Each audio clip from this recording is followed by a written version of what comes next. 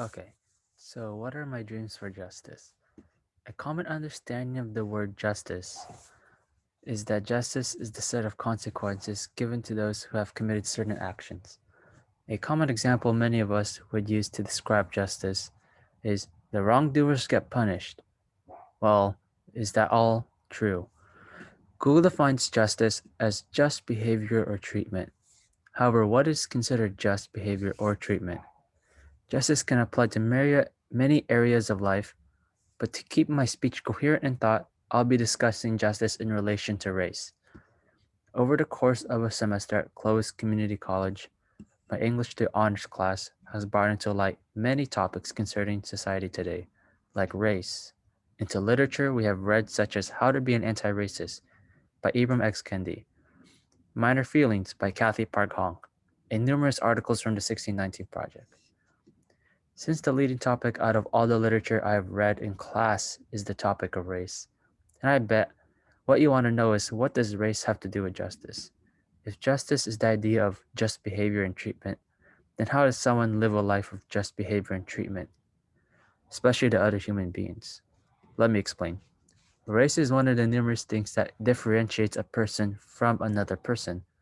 Because of the differences we have, whether it be our skin color or our culture, it can lead to people easily putting others down simply because they are racially different. Throughout history, race has contributed to the numerous injustices upon other people. Race is one of the many reasons why people can be put into the mindset of tribalism, where the reality is all about us versus them, a mindset where we are the better ones and the others are the inferior and the morally wrong. Here are just a few historical examples, just to name a few.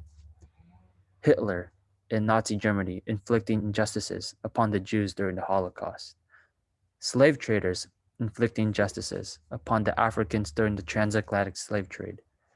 And the Ottoman Empire inflicting injustices upon the Armenians during the Armenian Genocide back in 1915.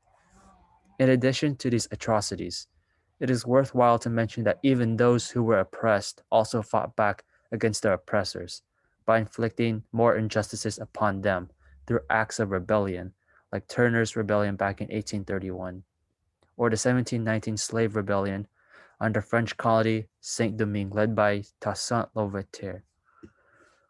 In an article created by the U.S. National Library of Medicine National Institutes of Health, data was collected to better understand how the number of conflicts throughout the world has changed since 1948.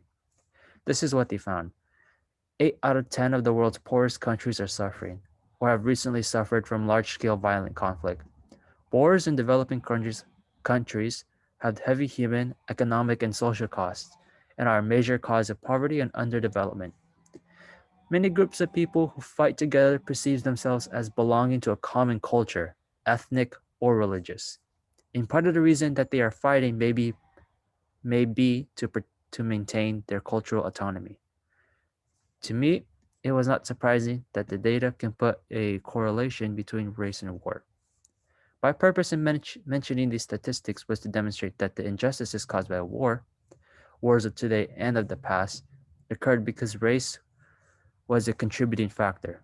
Of course, I need to mention that wars and conflicts between racial groups are due to various other factors like politics, environment, economy, etc. However, to emphasize my point again, as I already mentioned in the beginning of my speech, the concept of justice can apply to many aspects of life, so I'll strictly speak about how race is involved with justice, for the sake of making my speech coherent. Overall, since race can be a factor in easily justifying the injustices one group can inflict upon another group, that is why race is related to justice. Now, in relation to the literature I was required to read for English, I read two books that portrayed the personal life and racial experiences of the authors themselves. For example, in How to Be an Anti-Racist by Ibram X. Kendi, I read about how Mr. Kendi, who although he may be black, admits to having fallen to racism throughout his life, and portrays to the reader how he has been actively pursuing a life of anti-racism by informing the reader how he or she can be anti-racist too. Kendi's self-criticism has shown me, in particular, that just because you belong to a certain group, it doesn't mean you are not susceptible to human error. Rather, you, just like everyone else, are capable of inflicting injustices upon others. Injustices like racism. Now, I've mentioned the words injustice, race, and justice all together in my speech. You now understand how race is related to justice, but I still haven't answered the question.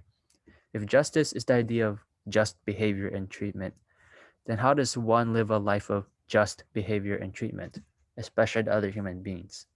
My answer to how someone lives a life of justice is by seeing all humans as equal, that everyone has the right to be treated with fairness and dignity, no matter who you are. You bring about justice by rescuing the disadvantaged and not tolerating oppression or violence against the immigrant, the orphan, and the widow. You bring about justice by courageously making other people's problems your problems too. You seek out the vulnerable and help them. Advocate for the vulnerable and change social structures to prevent injustices. As I speak to you, these may all sound like a radical way of life because it's not always convenient nor easy to do these. I will even admit to myself that even I haven't always been living up to my own dreams of justice. But I believe that it is in trying and pushing to be a better version of myself every day that I could fulfill my goals for humanity. So I say to you, let's stop dreaming and start working on converting these dreams into reality.